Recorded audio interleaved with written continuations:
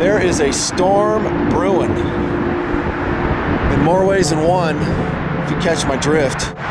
You're watching the Nutnfancy project. I'm bringing you to a store that I've been coming to for about 5 years now, and I love it. Time to tell you guys about it. Honeyville Foods in Utah.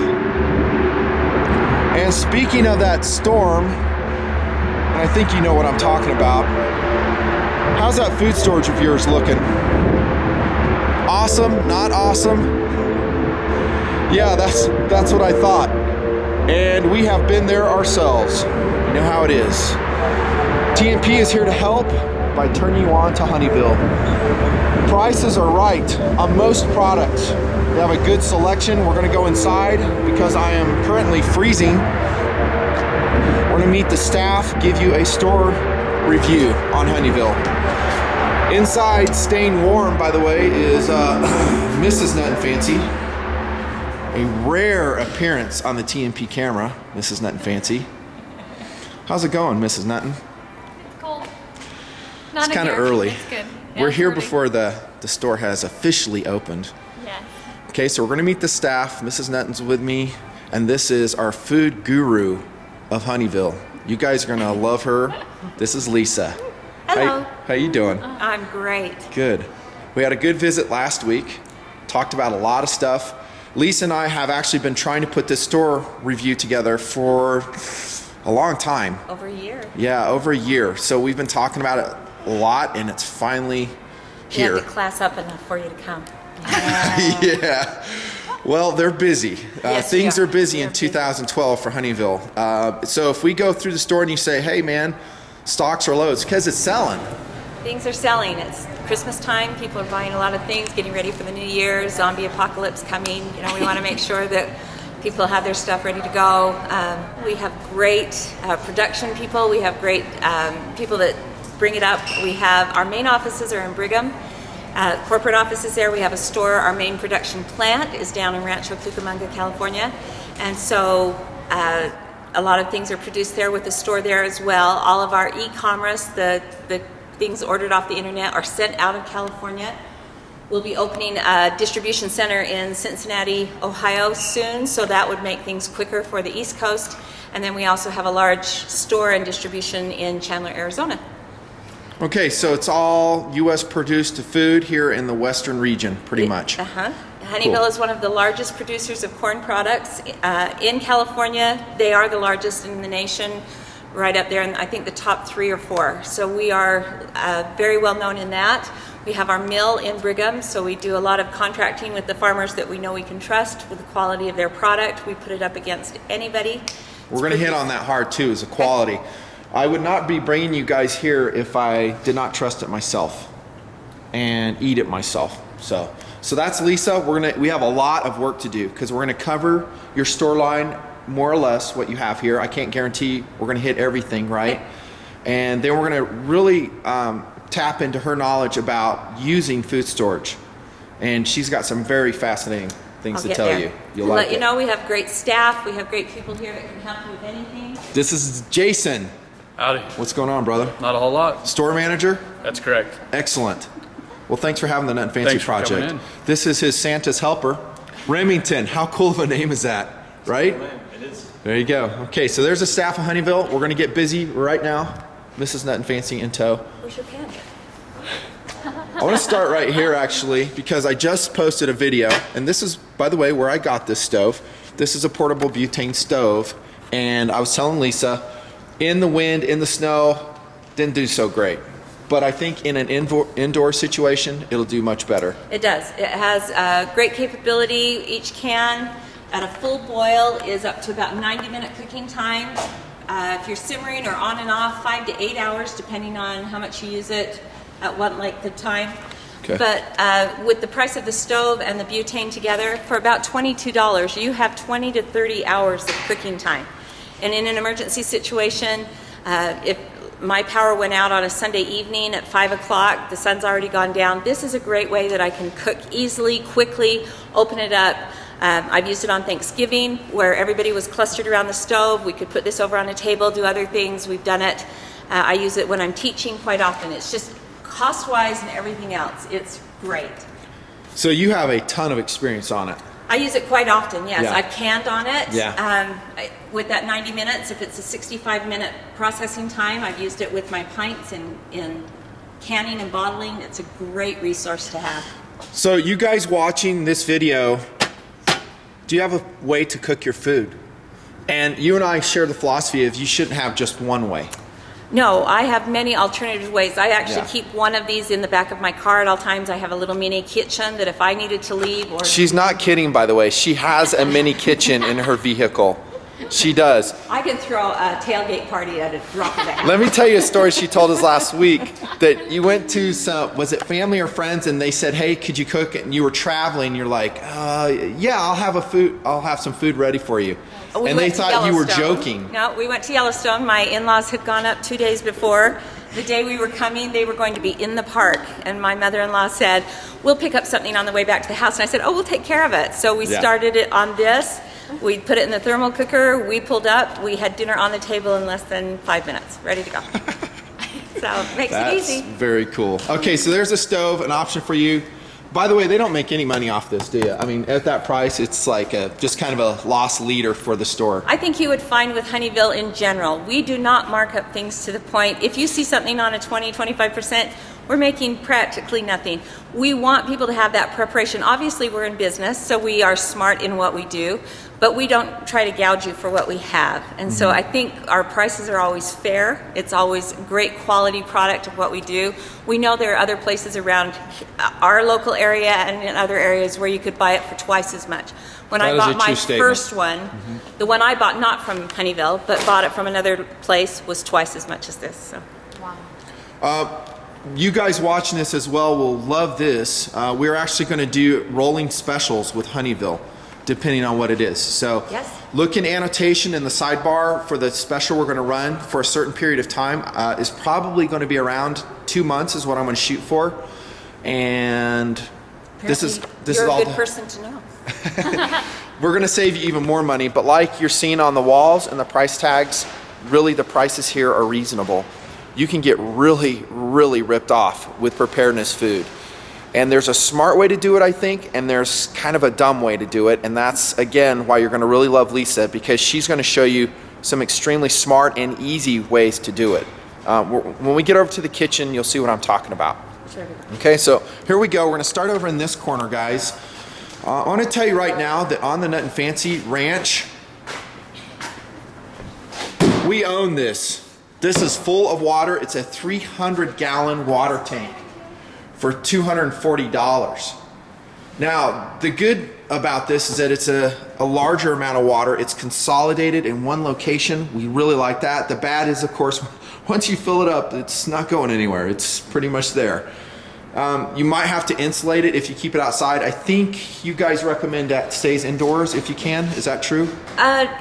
Or on a north exposure, so that it's not getting direct sunlight. Oh, okay. A couple of different ways you can do that. I have the corner unit, which I love. We either have a 30-gallon or an 80-gallon. You can put those in different areas of your house. I can keep one in my kitchen corner with a plant on top. Nobody knows what it is. I have one in the laundry room. I have one in a dressing room.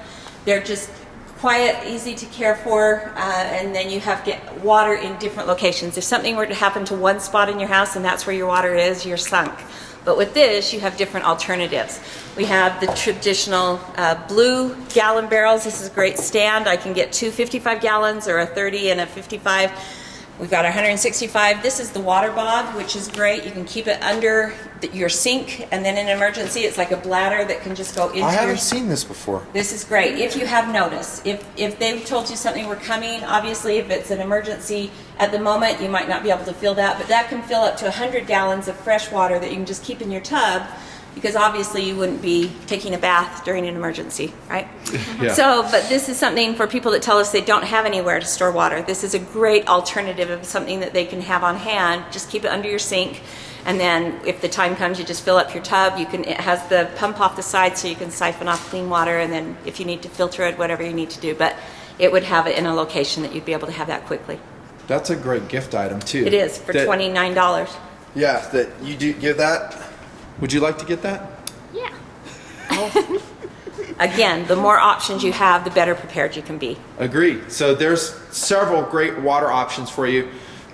Some people may ask, well, how much water do I store? I think my answer to that, Lise, and if you want to add anything to this, please do. Same with you, Mrs. Nutton, is as much as you can. As much as you can. The recommendation is 1 gallon per person per day.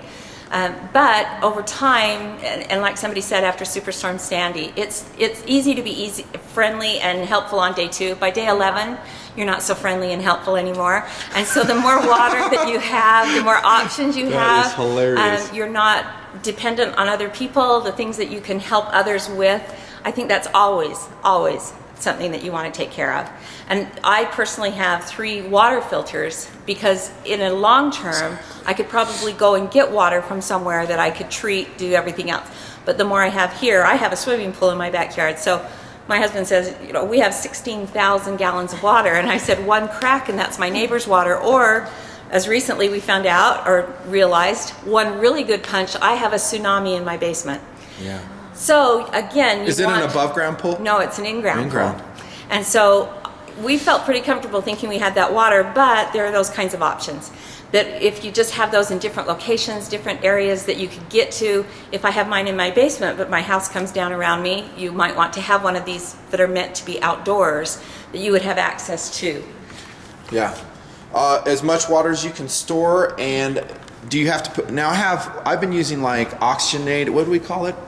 Oxygenated anaerobic. Couple of things. Anaerobic oxygen is what we've been putting in ours. Couple of things you want to know. If you're using water from your tap, that's city water and that's been treated.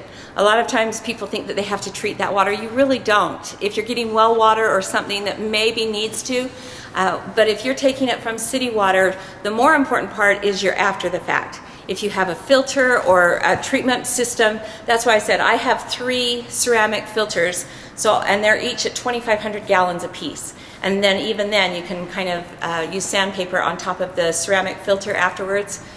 We carry the Saratoga Jack ones, which are marvelous. We just put it together in That's a gravity-fed ceramic, right? Mm-hmm. I love those. Just put it together with our 6-gallon buckets. They're marvelous. I have 3 of those so that I can get water from anywhere. It has the sock on top, so it's a filter and a purification system.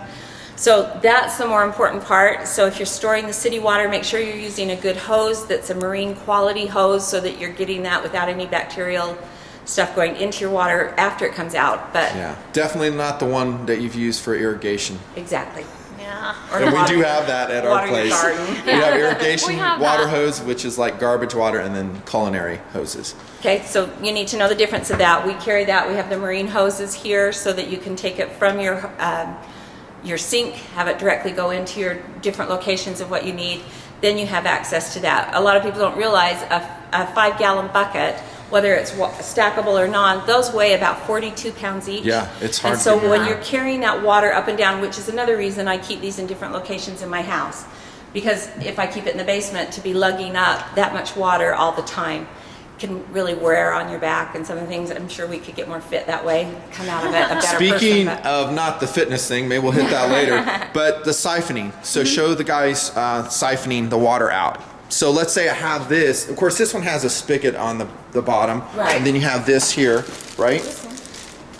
Yep, we have this that just fits into the bottom. It actually comes with it. There's a place right on the bottom that you can put the hose if you're siphoning it out that way, and then part of the way up either way, so that you've got that. This just attaches to it. Yeah. There's a little plug on the inside that when you do the final twist, so you can keep your water in there without having to put that on until Perfect. you're ready to use it. Most people think they have to rotate their water every 6 months to Oh, a I'm glad you year. remembered that. Exactly.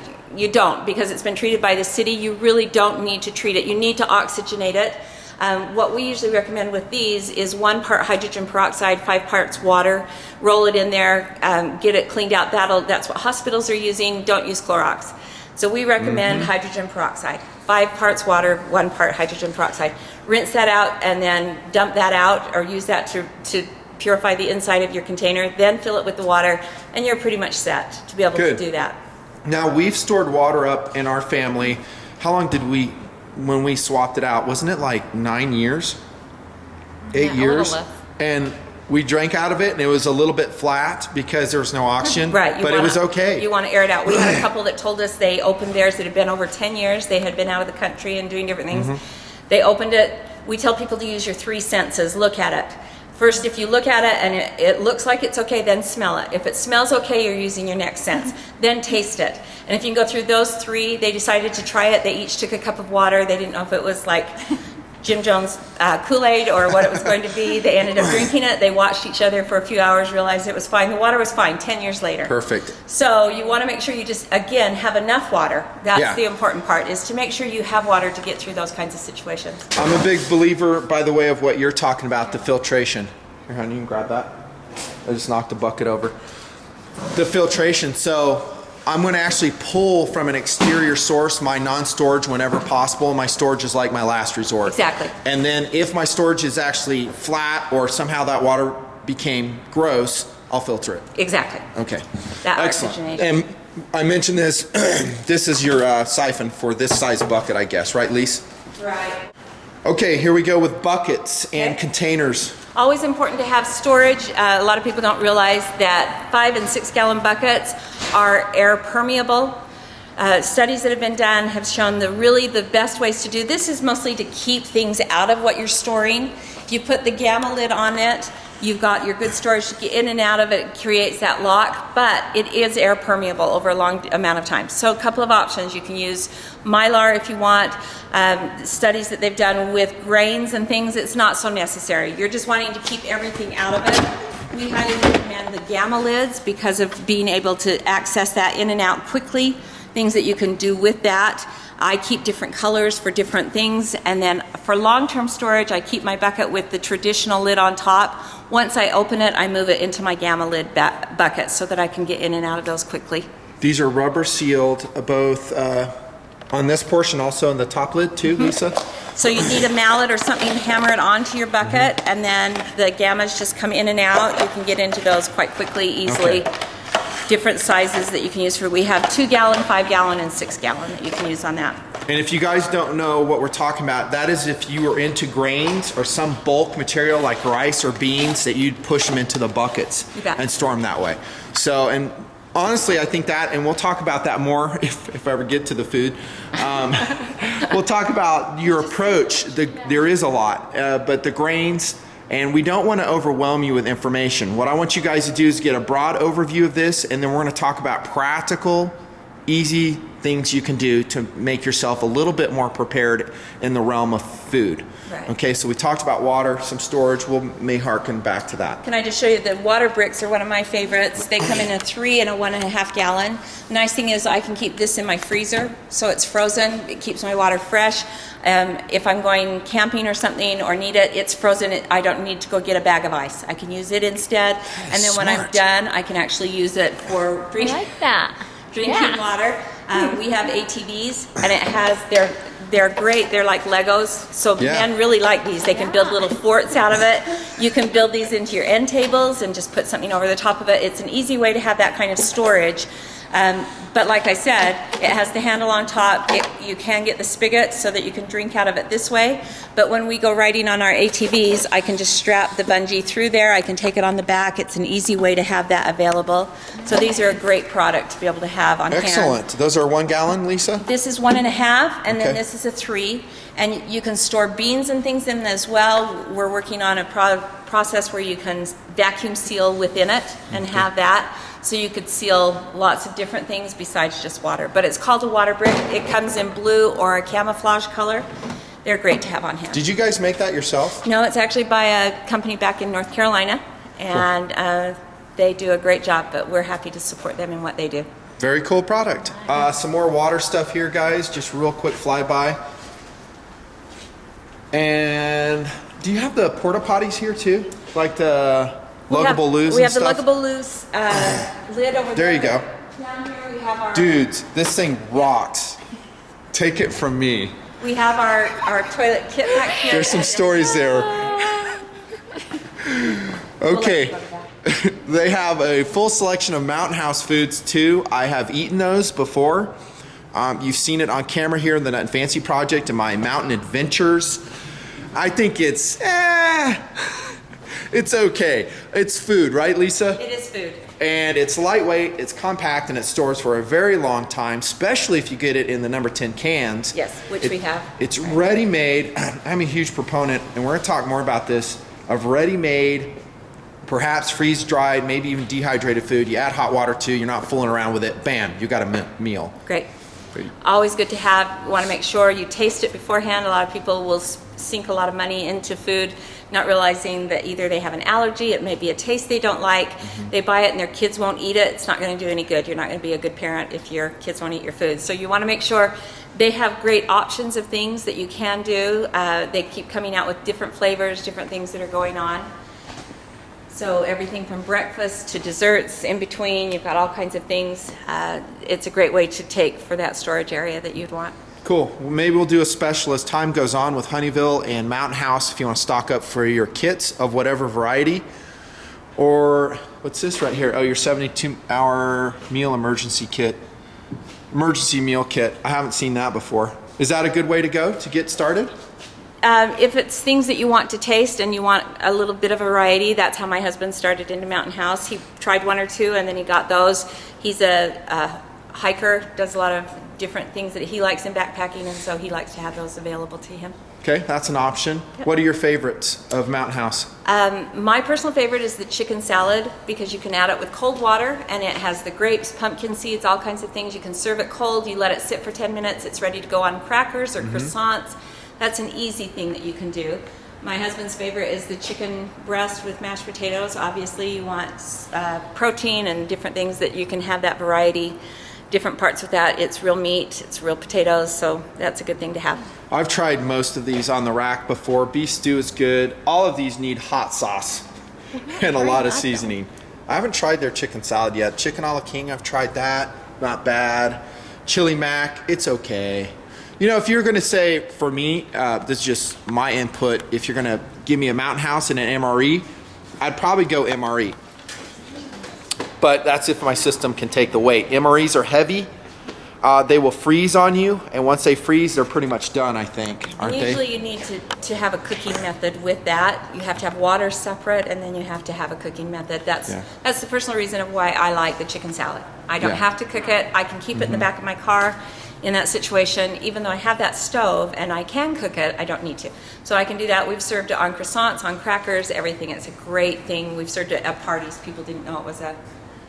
Cool.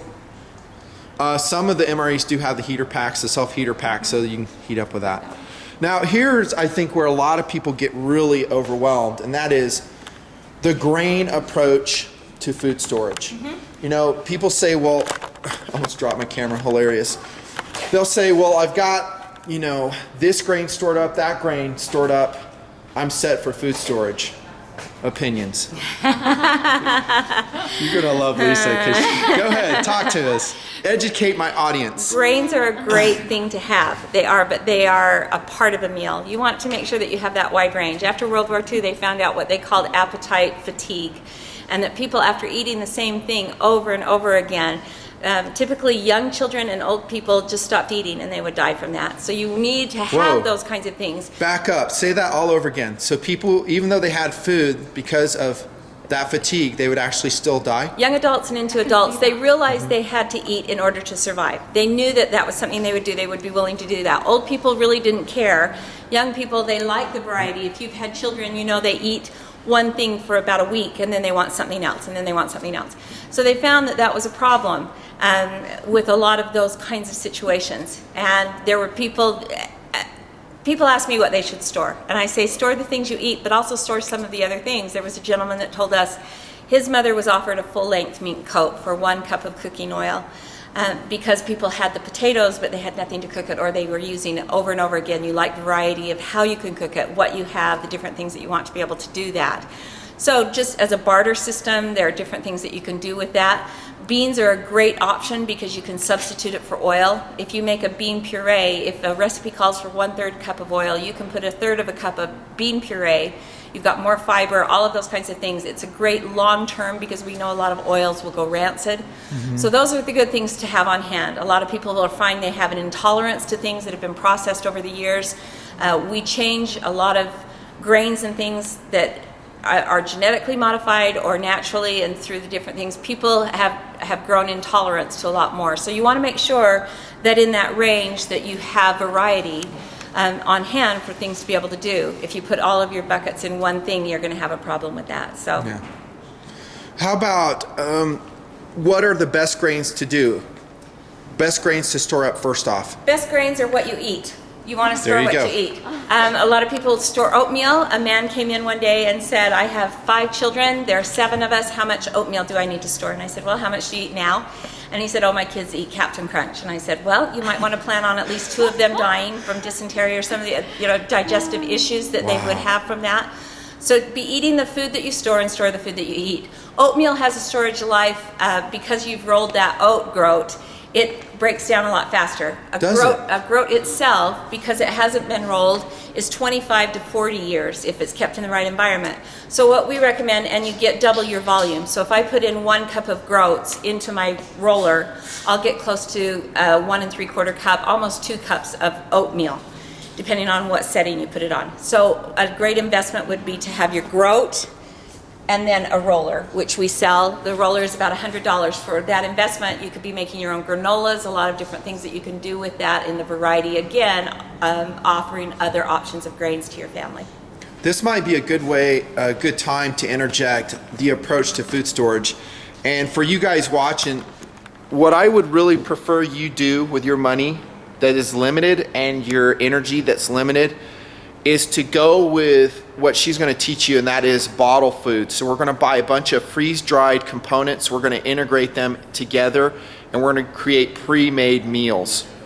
I would go that way before doing grains myself. And then once you have those meals stored up to a level that you're comfortable with, maybe, just maybe, and if you want to differ, go ahead. Well, nowadays a lot of people are Go with knowing the grains. less how to use grains. They don't know what to do with a whole grain. There's not a corporate knowledge there, is there? Right. It used to be people ground their own wheat. They made their own bread. They did a lot of things. People are losing that skill, and that's why we teach a lot of classes here to empower people with skills. But if they don't know how to use that, I had somebody ask what they should do for long-term storage for their kids for Christmas.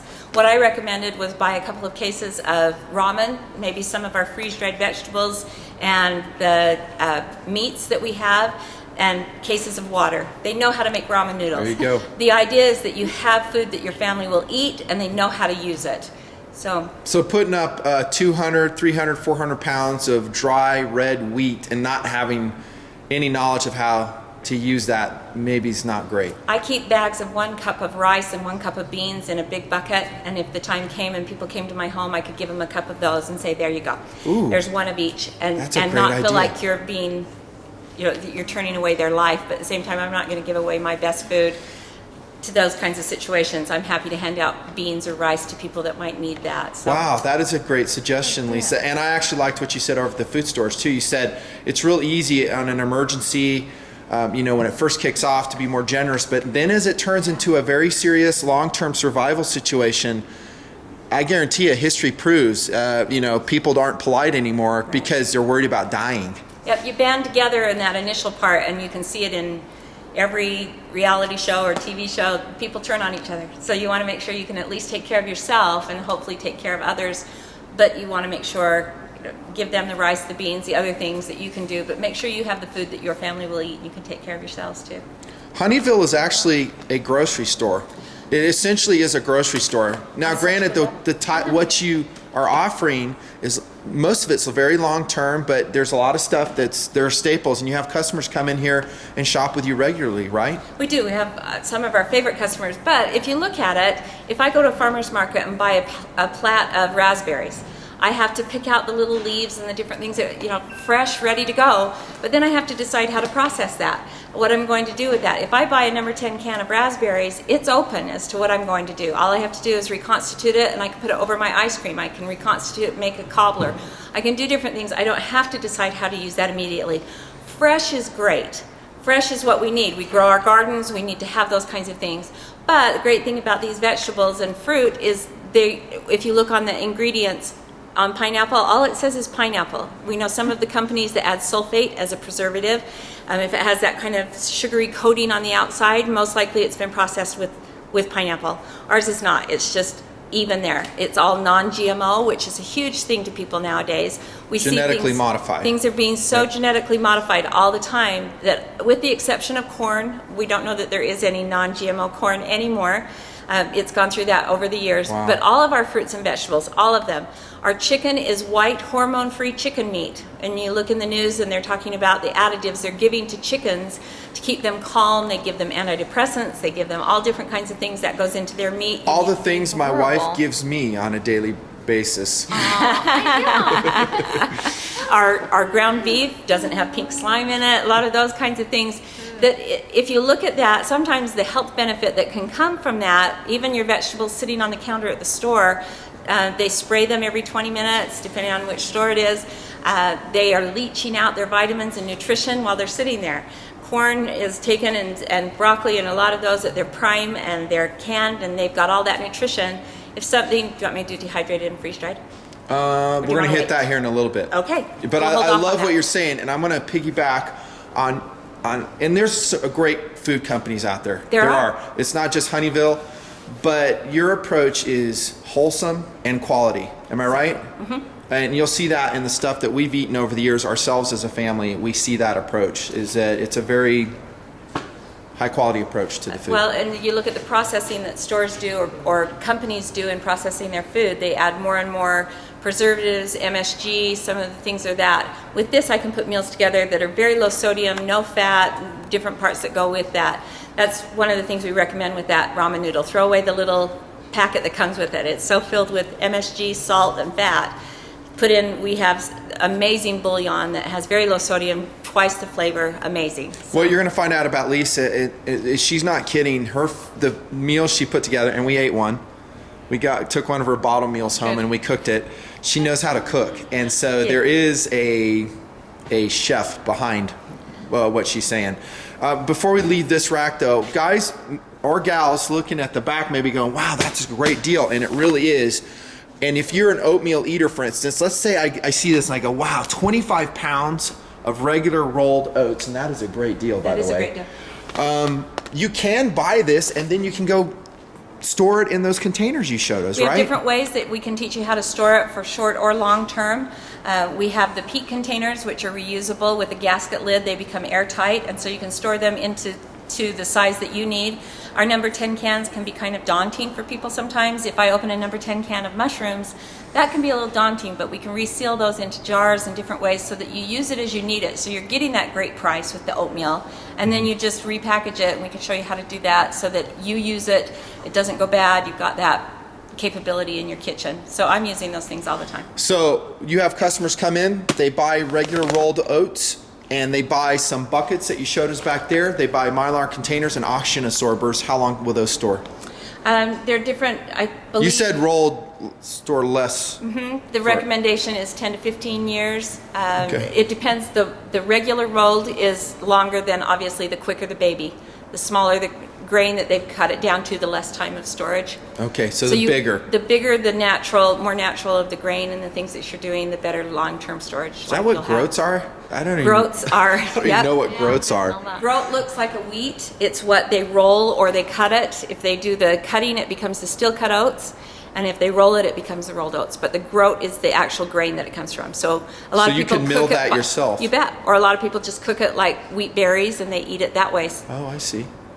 You can make all kinds of things. So all these bulk stuff, I prefer if you guys, like Lisa's been hitting on, is store up what you eat already. If later on you want to get into grains and store those up and actually know how to use those grains to make bread, for instance, out of this is hard red wheat.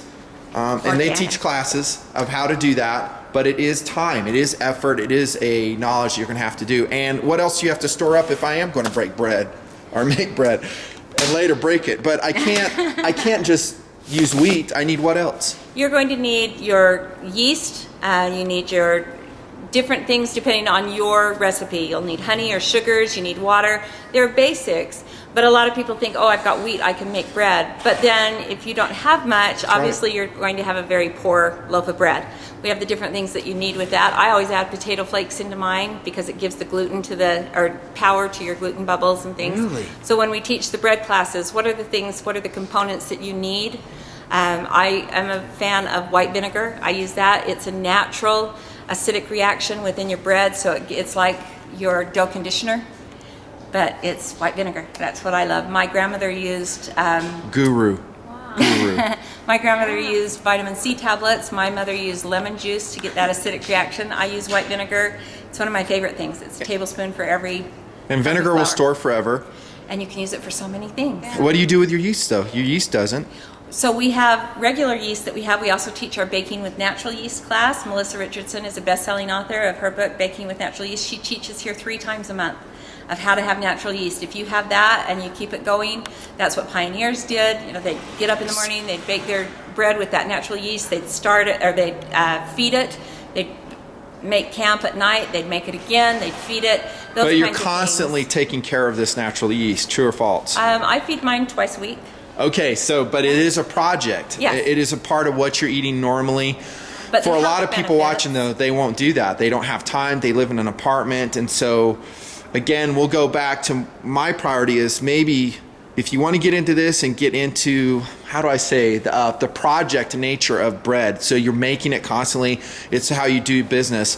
I say go ahead, but I think for a lot of people, the ready-made meals, at least if you have the space to store them, might be a way to go. Exactly. All right, here we go. More stuff. Hard red wheat, 25 pounds. There's 50-pound bags. I didn't really show you guys this. I'll just do a quick flyby. Popcorn poppers. Hey, you do have the emergency toilet here. Yeah, There it we is, do, and the laundry complete. bucket. They are great. They are great. Yeah, that's right. I've used it. Check that out. Do you guys have toilets in your systems? Sanitation is one of the biggest concerns. Huge concern. I mean, if you go look at natural disasters, especially like the tsunamis, when they're long term, look what happened to the sanitation in the area and the problems it causes. You talk about dysentery and these diseases that take place. You need to take care of your family with that. I say you have this toilet, you're going to have plastic bags to store the waste. We have an ongoing sanitation series here at the store every Saturday at 2 o'clock. We have Jim Phillips, who is quite a well-known guru in that area, and talking about sanitation. After Haiti, of the 10 million residents, over 1 million now have cholera as an after effect of that because of sanitation. Yeah. After Katrina, watching the things that happen with that, with Superstorm Sandy, the things that are, it's current. We think those only happen in third world countries. These are happening here. These are things that we need to be concerned about. And so we teach people how to take care of those sanitation issues. We even do the poop discussion. We know that's maybe not It's life, man. what You people gotta want to address know, life. but how are the things that we can do that in that kind of situation? And so he comes, all of our classes are free, and so we have that going on, and important information that people need to know all the time. It's a crappy subject, I know. Ah, I am funny. All right, there's some candles, some lower grade survival materials. Sorry, that's just me. Radios. Those are vital. I have some of my own preferences. Can you imagine that, of what I like? I think you should have a shortwave capability, for sure. Shortwave, and you should definitely have a hand cranked radio. Albeit, I will say some of the batteries, long term in those hand crank radios, as they sit on the shelf unused for years, once you get to using them, they ain't so great. right. Hand crank will wear itself down in time, so Yeah. in some ways it's almost better to have a couple of different smaller ones that you can have in different places. Again, you don't want to depend on one thing. There you go. Have your different alternatives. If you've got shortwave, excellent. If you've got training for other things, excellent. Those kinds of situations, you're not going to have internet knowledge. As much information as you have, they're not going to be able to access that in that kind of situation. So you want to be able to make sure that you have information of what you need. The theme here, you see it again, is multi-layers, so you have plan A, B, and C for that very critical need. We're talking about news and information. I like a regular radio with some batteries stored up. We have that in our system. We have crank radios, and we have solar to power that stuff too. Information is going to be critical. A lot of people will focus on getting all their radios at one time. Take your levels. Do level, make sure you have meals enough for a certain amount of days. Make sure you have sanitation. Make sure you have a radio. Then move on to your next level. A lot of people focus on one thing, and then they find out in that situation, as they have in Superstorm Sandy, people found out that they thought they were prepared. They had one area when actually there were different things. They didn't have any matches to do things, or they had the food but they had nothing to cook it with. So make sure you have some food and something to cook it with. You have some radio, you have other things, and then go back, make it a continual thing. Maybe improve that system over time. I have a kerosene heater that has that 99.9% efficiency. About once a month we go and buy 2 5-gallon containers, so it's not a big huge investment, but we've built that over time so that we have enough 5-gallon containers that we could move that. Some people put it in a 55-gallon You're talking kerosene? Yeah. Kerosene. Yeah, and it stores forever. Exactly. Yeah. And so we buy ours in 5 gallons, More or so less. they're more mobile, the different things that are there. But you don't have to dump it all into one investment at one time. Just make sure Excellent. that you're continually doing that. I'm all for you guys getting food prepared. That's what I want for you guys. I'm talking to my audience here. Yes. Get food prepared, add other stuff as you can. By the way, this is an awesome solar oven.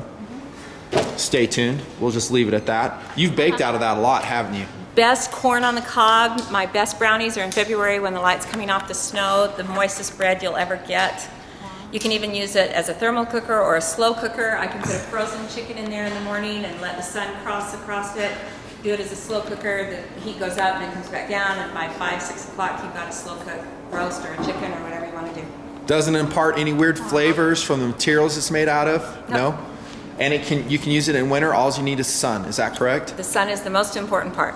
Okay. But again, we get to the multi-layer concept of how we're going to cook our stuff. We're not just going to rely on a solar oven. We're going to have a bunch of different ways. If power goes out on 5 o'clock in the evening in the winter, there's no sun anyway, so you've got to have other alternatives. But this is an amazing way. It's portable. It's things that you can do with it. So great alternative. Now we go into the number 10 cans. We're going to be wrapping up part 1 here in just a few minutes. Talk to us about this. How about the meats? You talked about the quality of the meats, and this stuff is hard to find. You don't find it everywhere. Like, this is freeze-dried chicken, correct? This is freeze-dried chicken. You can add hot water, boiling water to it, and it smells like great chicken. I can a lot of my own meats, and so I have canned chicken, bottled chicken. I like to do ground beef, but you have to brown that. I can raw pack most of my other meats. But ground beef, you have to brown it, then process it, and when you cook it again, I think it's a little over processed. I love the freeze-dried ground beef. It's something that I can do very easily. So we have the actual meat. We also have the TVP option for people that has a longer term storage. The ham, most of these you can eat right out of the can if you're needing to. I had stopped cooking with sausage because it was getting greasy to me. I love the freeze-dried sausage because I can throw that in. It has that great flavor. Less greasy? Well, because it's had that freeze-dried process, the grease is pulled out of there a lot more. What's the difference between freeze-drying and dehydrating? Great question. So when something is dehydrated, it means it's put on a bake, at a slow bake, usually at about 110 to 130 degrees over an amount of time. Because it has a bake applied to it, part of the nutrition value is lost in that. It's had heat. And it retains 50 to 60% of its nutrient value. When something is freeze-dried, that means they've taken the product, they flash freeze it, bring it down to sub-zero temperatures, and as they bring it back up to room temperature, they're pulling that moisture out. So there's never been a heat applied to it. It retains its shape better. If you look at something that's dehydrated, it's usually that flat because it's had a soft bake to it. When something's flash frozen, the blackberries look like blackberries. The snozberries look like snozberries. And they retain 90 to 97% of their nutrient value. Freeze-dried corn, my girls can eat it like popcorn. They'll watch a movie, they can just eat that corn. It is good. They have the nutrient value. It's sweet summer corn. It's delightful. So they have that shape, they have that flavor, that color. It's a great way to be able to take that. One thing about dehydrated, because it's had that bake, when you rehydrate something, it will swell back up. It gets bigger. Freeze-dried does not. It stays at the same consistency. So if I take a half a cup of chicken out of there and add water to it, it's going to stay at a half a cup. So you need to look at, when you're looking at serving sizes and different things, you need to be aware of that and know that things are going. We always ask people to look at the size of the can, not just the size of the number 10, but the weight. Some people, it's in a number 10 can, but it may only be half full. Yeah. If you open ours, be sure you compare price-wise, ounce for ounce. And why is that, though? Why don't they just fill it up to the top? Because we cracked open a can of... It was blueberries. Was it? Yeah, freeze-dried blueberries, Honeyville. They were excellent, by the way. Thank you. I did reconstitute them, put them in water, and they're not like fresh ones. I mean, but they're pretty good. Yeah. They're pretty good. I mean, it blows away what you were saying on the other side of the aisle is that I'd almost rather go with that, and I can use those berries whenever I need by reconstituting them and integrating them into my recipes. And in the end, I probably save money doing it that way. So I agree with that. But I was saying, why don't they fill it up to the top, that can? You'd have to talk to the packaging department. I don't have. knows? I don't have that part, but It's a scheme. I don't know. But different companies across, they'll say, I can get a number 10 can at this company for this amount. And at ours, and we may have more per ounce in there. So I'm just Look at saying, servings always check included. at the size ounces, how many, this is 1 pound, 7.1 ounce. Another company may Freeze-dried have ham, that. fellas. Yep. How Turkey. How long does this last then if I open up this Before can you right here? open it, 25 years. It'll keep 25 years meat on the Unopened. shelf. You don't have Once to you- bottle it, can it, nothing. No, once you open it, you need to use it within 24 to 48 hours sitting on your counter. You can put it in your fridge for about a week, in your freezer for a month, but we can show you how to re-vacuum seal that, and then it takes it back to pretty close to that same expiration date. Good thing. These cans Yes. of meat are expensive. They're not cheap. But they're meat. But meat is expensive. It is meat, and it's hard to find this quality. Trust me, I know. I've looked around and I've tried some of it. It's very tough. So you're going to be paying for freeze-dried meat. Here's turkey, sausage crumbles, I don't even buy it at the ham, grocery store. I'm like, oh, it's too expensive. white chicken, and ground beef. It's just Beef expensive.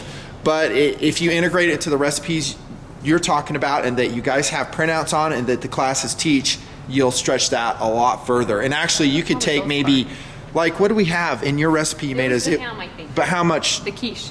It was Yeah, a but quiche. not You that had much, maybe half right? a cup, About a cup. a cup in But there. that serves 6 people. And Yeah. it was. I thought, whoa, this has a lot of meat in it. Uh-huh. And so if you didn't want as much meat, and that's why when we do the meals in the jar and the things, we tell people, bring it to your taste. If you don't want as much meat, you can do that. You could do a vegetarian version. You could do all kinds of things so that we make that, we recommend that serving, but you can always switch that to be what you are more comfortable with. What I'd like to do when we, what were you going to say, hun? I was going to say, would you eat sausage? I'll get down camera. Will you eat sausage? I would. Like with the egg stuff, I think Totally. that would be good. Totally would. Do a breakfast skillet where you've got that and the egg crystals, and you'd be set, ready to go. Okay, we're going to wrap up part 1, but before we go, what would really be cool is when we get to the kitchen with Lisa, is that she has a couple recipe ideas for you guys. Everybody's taste is different. What's good to me may not be good to whoever. Exactly. But I have a feeling my audience is really going to trust you. Oh, thank you. Okay, they're going to trust your cooking ability, and so what I want from you is if you can give them some recipes. You bet. I will put it out in the sidebar description here with the YouTube video. If this video moves to another location, I'll somehow get that information to you. And maybe you can say, well, I'm going to buy a number 10 can of this, a number 10 can of that. You have the raw materials, you pull it out, and you make your ready-made meals, add hot water when you need it. We have a couple of great resources for that. We have a corporate chef by the name of Chef Tess, Stephanie Peterson. You can go to her Facebook page, or her website is cheftessbakeries.com. And she does all kinds of meals. We have a new cookbook that will be out in January that she does meals in a jar, and she has great recipes with that. We teach variables of that through here. So there are lots of opportunities to learn that. She has a whole Pinterest page that people can go to. We have the recipes that we'd be happy to email people. We can give you the place where they can request that, and we're happy to send them information on that. Excellent. So there is a storm coming. Might be a natural disaster, economic collapse, heaven forbid, who knows. Have some food stored up. This is the Nutnfancy project with Lisa, the food guru. Yeah. Mrs. Nutnfancy. Come back for subsequent parts. See ya.